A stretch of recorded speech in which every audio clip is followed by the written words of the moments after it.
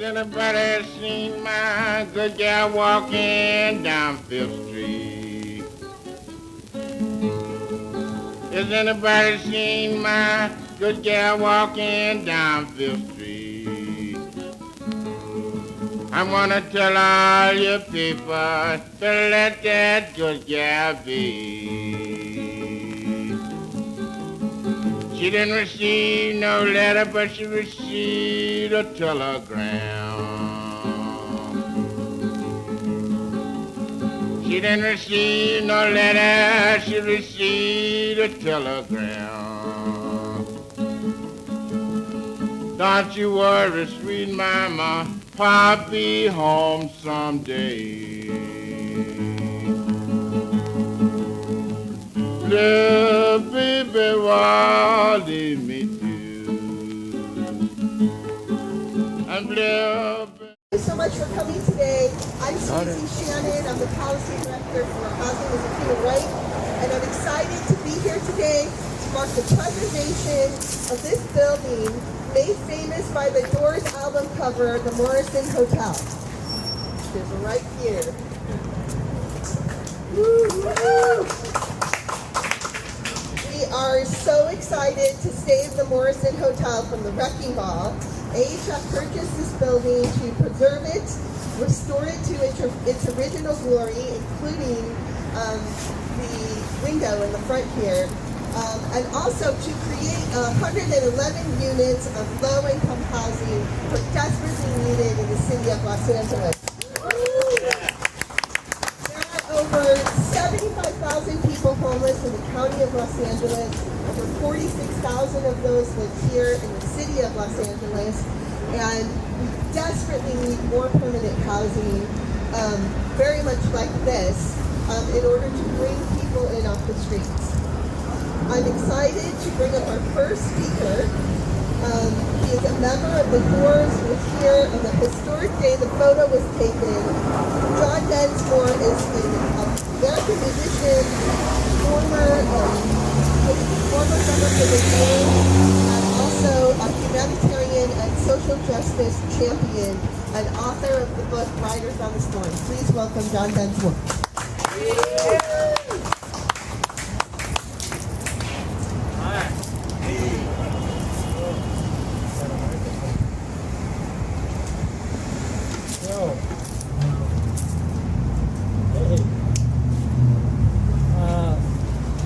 Jim Morrison would be very pleased to know that the site of the cover of our fifth album, Morrison Hotel, is now going to be a site of affordable housing.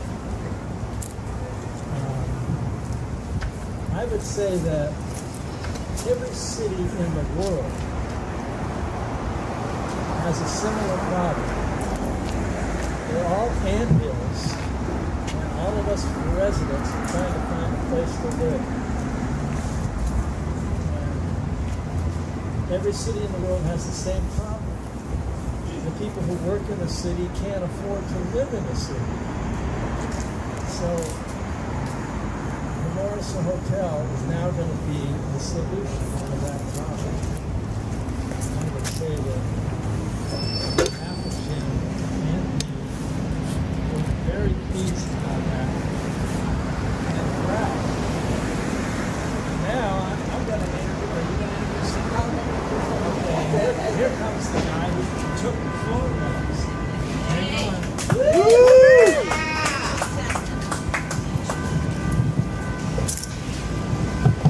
All right, Henry Diltz is a world-famous photographer who shot over 250 album covers, including the iconic Morrison Hotel, which you see right here, and on the actual album. I'm so excited that he is here today. Please welcome Henry Diltz. Thank you.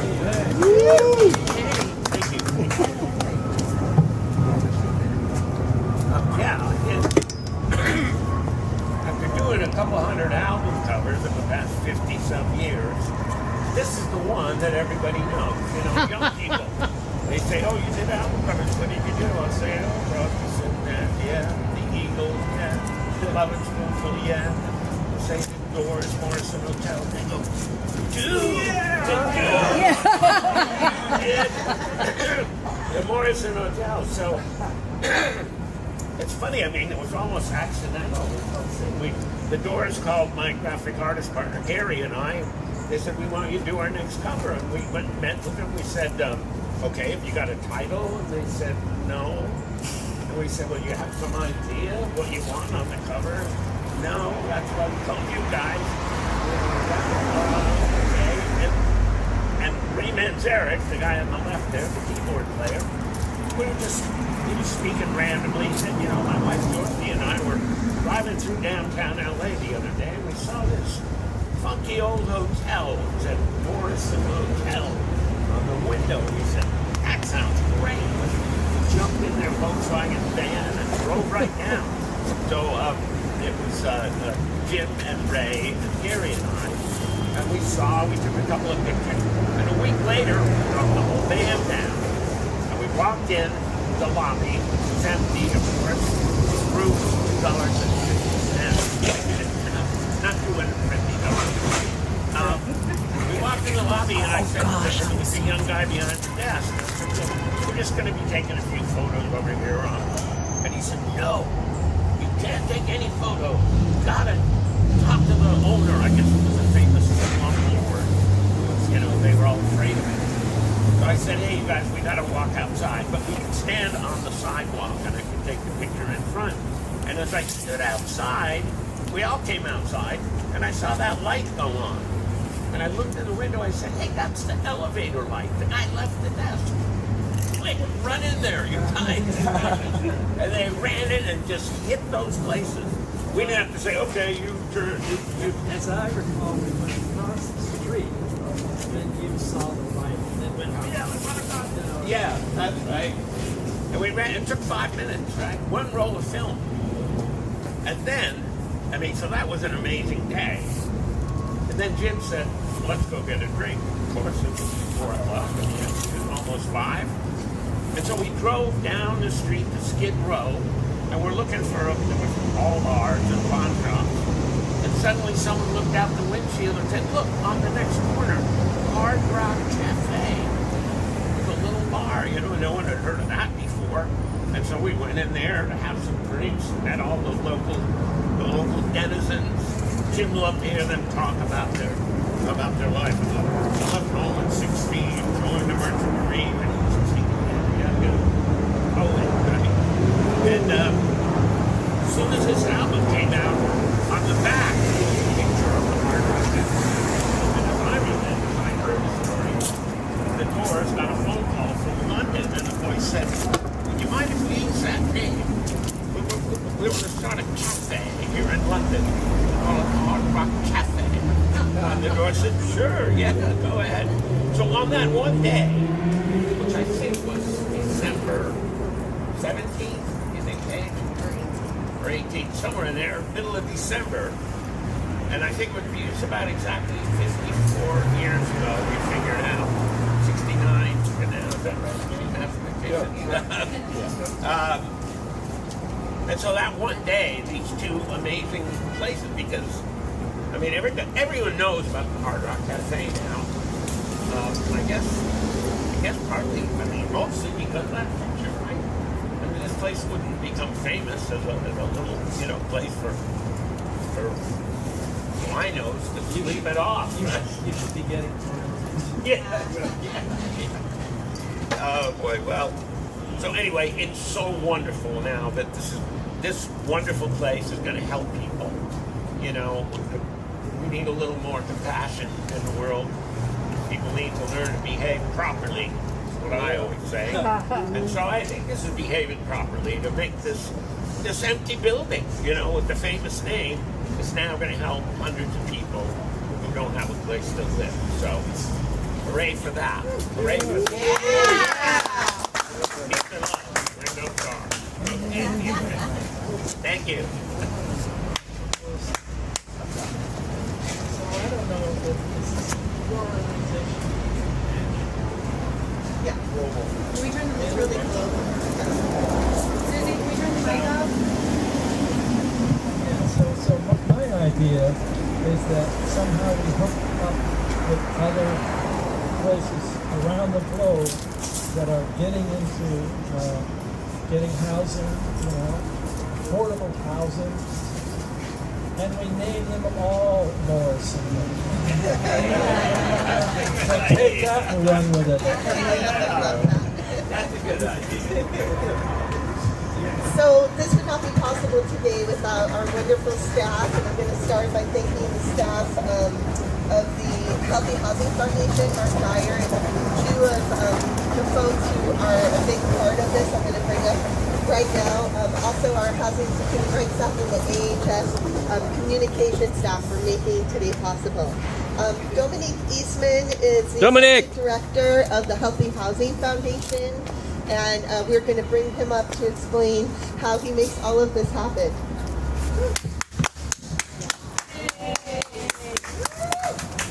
Alrighty. Thank everybody for coming out. As Susie said, I am Dominic Eastman, the Associate Director for Healthy Housing Foundation. Work with pretty much all of our sites, all of our locations, and I can tell you one thing: the before and after pictures of this place is going to be epic. Well, everybody knows, and if not, I can enlighten you. We do use the adaptive reuse model. What that is, we take an old structure and we turn it into permanent housing for homeless, previously homeless, low-income, extremely low-income individuals. And that's what we plan to do here. There is a homelessness crisis, as Susie alluded to, in Los Angeles, but there's not a unit problem. This building, just like a lot of the other properties we have purchased, are sitting empty and lots that can be used for quality housing for people going through things, people living in their cars, people living in shelters, people living on couches. And that's what we plan to do here. So it's never been a problem of having units available. It's a problem of people joining the fight, companies and organizations getting in. So we're proud to be purchasing the Morrison Hotel. We're going to get it converted into permanent housing, and we're going to keep the model going. We're going to keep the trajectory of doing that to staying until we put a dent or even potentially eradicate homelessness.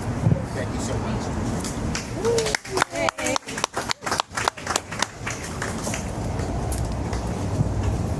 Okay, I'd like to bring up Robert Fields, who is our housing manager for Healthy Housing Foundation, who's on the ground every day, making sure that people get into the buildings and that everything is running smoothly. Please give a warm round of applause for Robert Fields. Good morning. Thank you for coming out. I am the leasing manager for Healthy Housing Foundation. As Dominique mentioned, we are doing adaptive reuse. There are over 5,000 empty units sitting in downtown Los Angeles, thousands more sitting throughout Los Angeles. The government, the city, LASA seems to be ignoring the fact that adaptive use is successful, as we have proven. And they're housing people in temporary housing at about $3,200 per person per month. We can house 8 to 4. Our rent's $400 to $800 a month. So at $400 a month, it's 8 people you can house. For the price they're paying for one, at 8 you can do 4 people. So my point is why is the city, why is the government, why is our mayor, why is LASA ignoring the fact that adaptive use brings housing on board faster? Why is the city, why is the governor, why is the mayor not allowing us to get back fast track on getting these buildings we have? Here. If there is a developer trying to build one of these larger new buildings, they can get fast tracked on permits, they can fast track on everything, they get tax advantages. We beg for that, we get ignored. So we would like to just reach out to whoever can make those decisions and say, help us. If you don't want to join us and take some of these buildings and turn them into housing, then at least allow us to get them up and running faster. Thank you.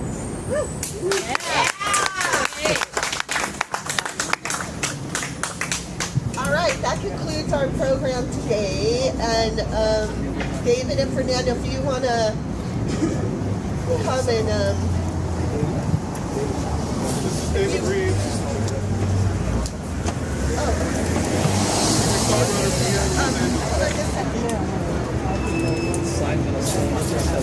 No, we're almost done.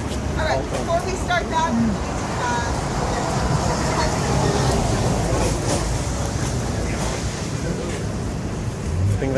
one more photo. Oh, yeah. John Densmore looks pretty happy. Yeah. He's pretty happy. Henry looks pretty You guys happy. are pretty mellow. Look at the album cover. Just Yeah. chilling that day. That's how you live a long life. That's right.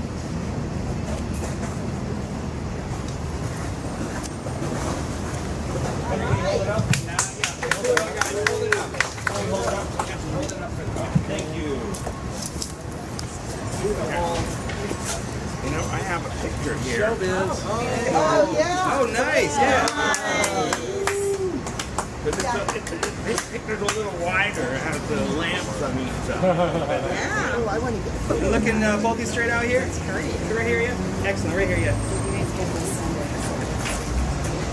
It was a great day, wasn't it? I remember that day so well. It was fun. Good gentlemen looking straight out here? Thank you. Excellent, thank you. Okay, sure. Okay, then we'll have a photo opportunity over here. Take a photo.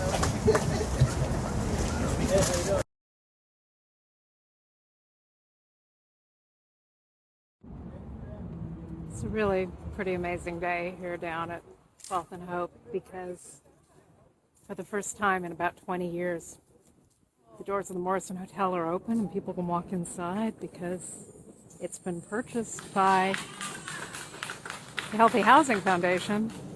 And after everyone was evicted by the slumlords in the mid-2000s and after these nuts from Relevant Group just like flipped a bunch of EB-5 visas from China and got people to invest in their properties, it's been sitting empty all this time. And the 111 protected RSO affordable, super affordable units here in the heart of downtown Los Angeles are actually going to be housing again. And John Densmore's here from the Doors, and he just said Jim Morrison would be really happy about this. And you know what? Henry Diltz, the photographer who shot the famous Morrison Hotel album cover, he's here too. And well, they're talking, so let's go see what they're up to.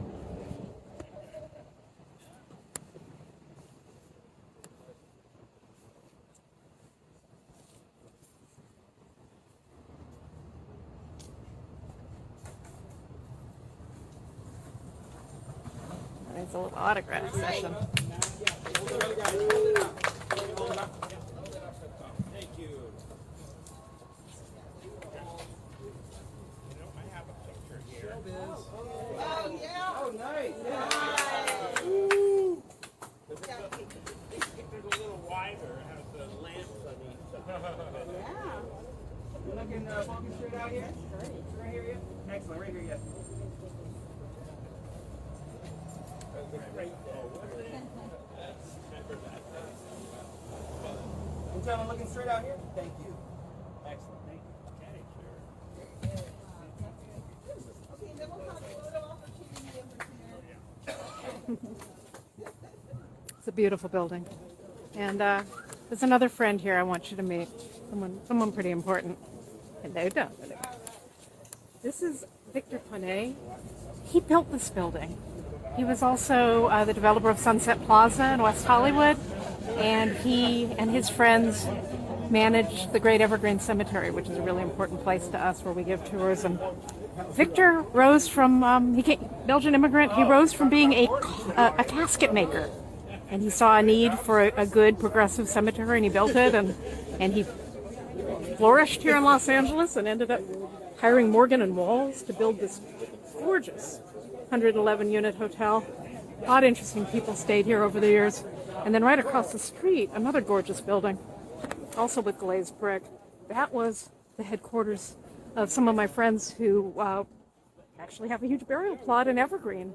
This was the clubhouse of the Showmen's Association, the Pacific Coast Showmen's, the carnival and circus workers. So we are completely surrounded by these corruption towers where some really bad stuff happened. In fact, we parked in front of the building that poor Heidi Plank was probably allowed to die in the penthouse and disposed of in the trash chute. It's just down on the corner. But things are going to be pretty different on this end of Hope Street, and Hope Street's an important street, so let's have a little hope. Oh look, there's Victor Bonet again. Hi, Victor. He's everywhere. Yeah, Right? let me get you. Go ahead. Victor Bonet, he's my friend. Hi, Victor. I love you. I shot you with your picture. Okay. I get a shot of you getting a shot of me with my picture.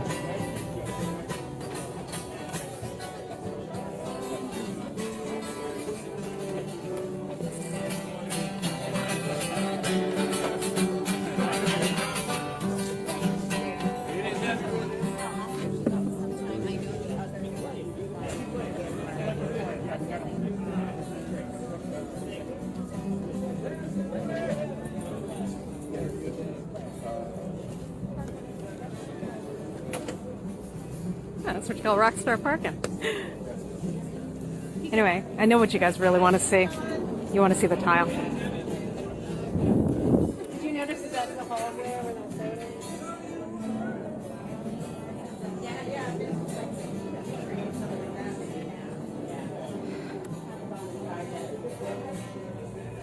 Okay, so we're actually inside the Morrison now. Hang on just a second. This is also sort of not a safe place. I put a mask on because they gutted this building without any remediation. We're talking asbestos, and I guess it's all gone now, but I'm not messing around. Okay, so these are the original tile entryway panels. They look pretty good. These have been boarded up for years. We're now walking into the lobby, which these freaks gutted in part to halt the building from being landmarked. This was all done illegally during the pandemic. There is the transom window.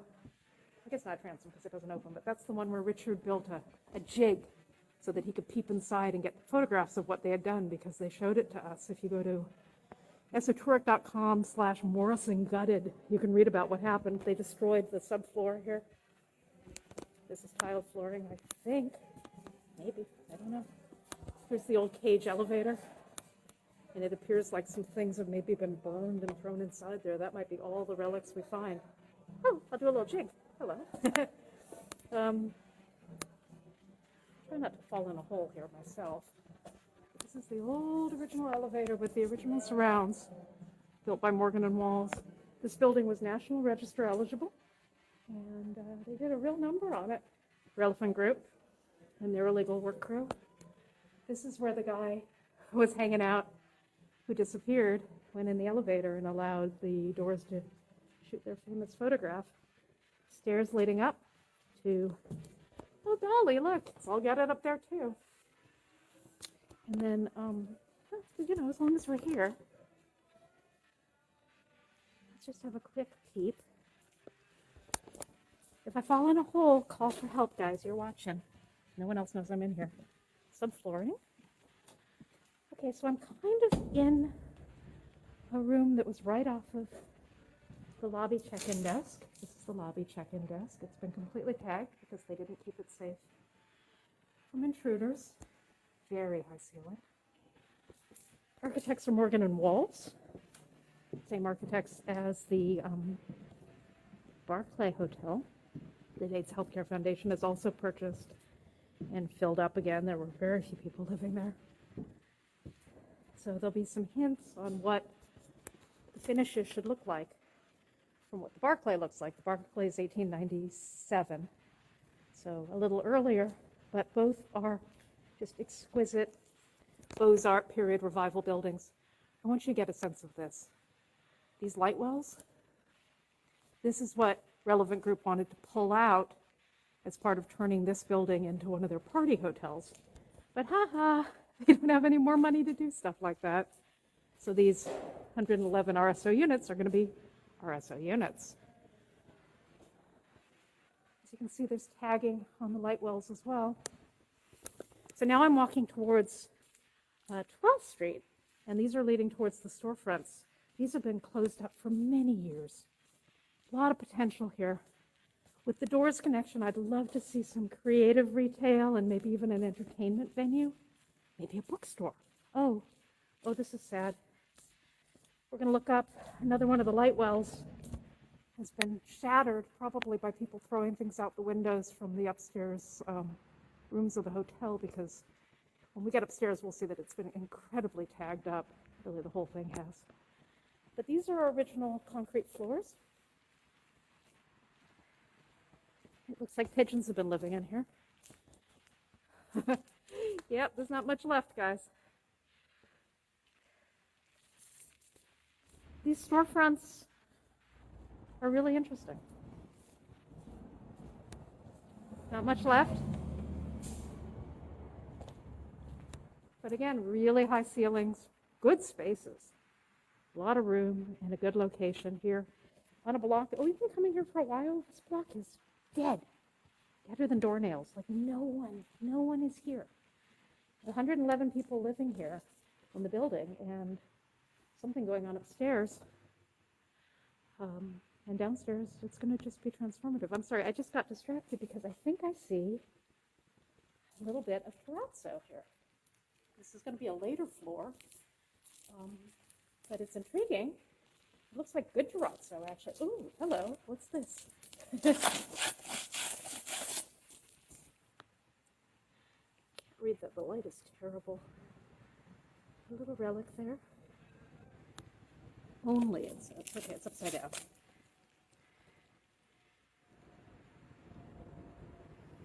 I wish I could read that. Strange little footprints. I think they're from me, though. Oh, that's encouraging. Someone was wearing a mask inside. So when the guys were working illegally in here, at least they were wearing masks.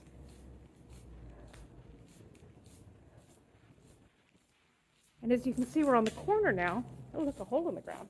We're on the corner, so the storefronts wrap. Wow, so much potential here. With a loft. And some more custom flooring. This looks more like laid concrete. I can hear people outside. I should probably go out and join everyone else, but I've been wanting to get inside for a while. We were shown this space. If you go to esotouric.com/Morrison Gutted, you can read about how we were brought in here in a very chilling way by former Los Angeles City Planning Director. Oh, look, there's a very big hole. Uh-oh. Is that full of water? What's going on here? Let's see. I can't tell. I'm pretty sure I don't want to go there. Ooh, no, those are stairs down to the basement. Okay, not going there. I should have brought flashlight. Oh, a leftover bookcase. I don't know how they forgot that. Anyway, brought in here specifically to be shown there's nothing worth saving. Why would anyone want to landmark this building? I don't know. Maybe because it's 111 very affordable units that are protected by the city of Los Angeles. That's leftover. Funny. The light is magnificent.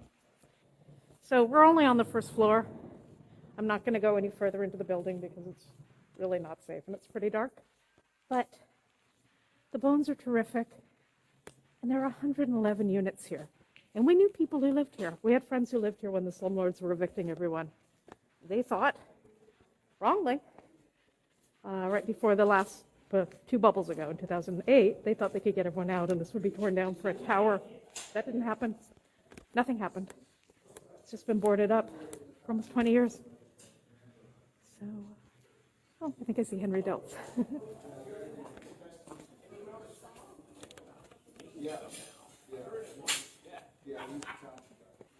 He's pretty happy, and I think he's right. Jim Morrison would be happy too. I'm gonna stop being the creeper in the back of the building, try to find my way out of here. Let's see. Don't really want to go through the wall joists because, well, there's holes in them, but also, isn't that beautiful? Oh, there's a bathroom. How did I get out here? You gotta find the way out that you came in because otherwise you might go the wrong way and end up scratched by nails. Oh, okay, now here we are. We're in the lobby. Leading into the alley now.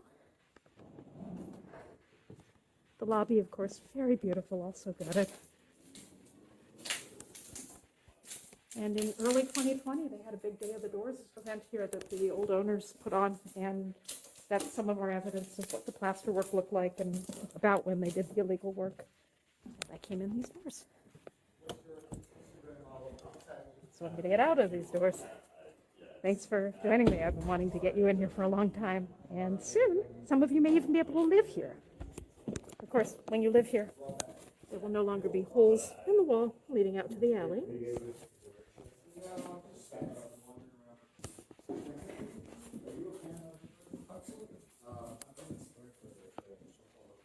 Yeah, we like to maybe just people who are out and about doing things.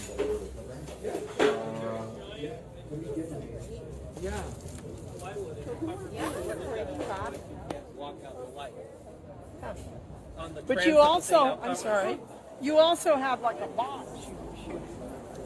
It was just a sheet of plywood. It was a thick sheet of plywood. Yeah. I needed to cover as much of the window as possible to cut the glare down so I could get through the glass. It looks great, Mickey. Go inside, so. Great. Yeah. How you doing? I'm good. Kill us and throw us in space. Thank you. Like you belong here. Like I finally got inside. I was very happy to poke all around and not fall in a hole. Okay, my friends. Oh, thank you for tuning in. If you race over here, you might be able to still peep inside if you're in the downtown area, but it looks like it's all coming apart now.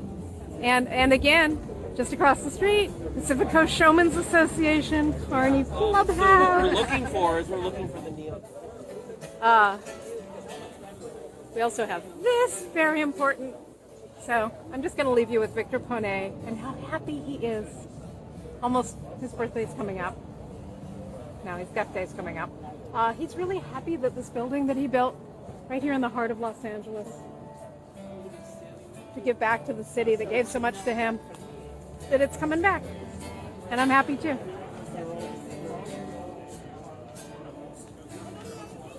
I think we need to, oh, okay, wait, I see something we have to do. Do you see what the passenger loading signs used to look like in 1970? They don't look like that anymore. They look close, but they don't look exactly the same. And this is definitely something we need to fix. Because this looks crummy in comparison. We need to replicate as much as we can. And just, sure. Leave you with, we were just inside here. These are the storefronts completely closed off, but you can tell that they used to have openings. And getting some life here on the Hope Street side would be amazing. As I said, this block is completely dead, having come down here a bunch of times advocating for the restoration and preservation of, and non-demolition of this building. There's never any people here. It ain't so great.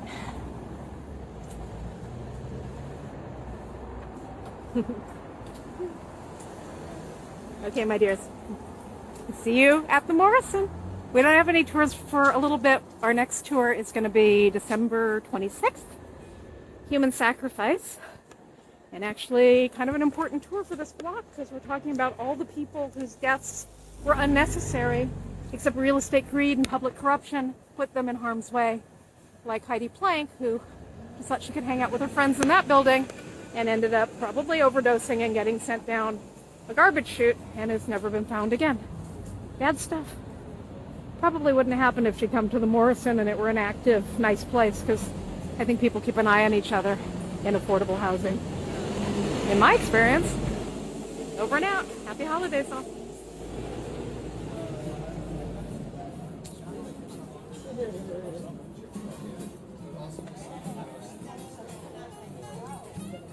Can you talk about this? You know, obviously, so you're focused on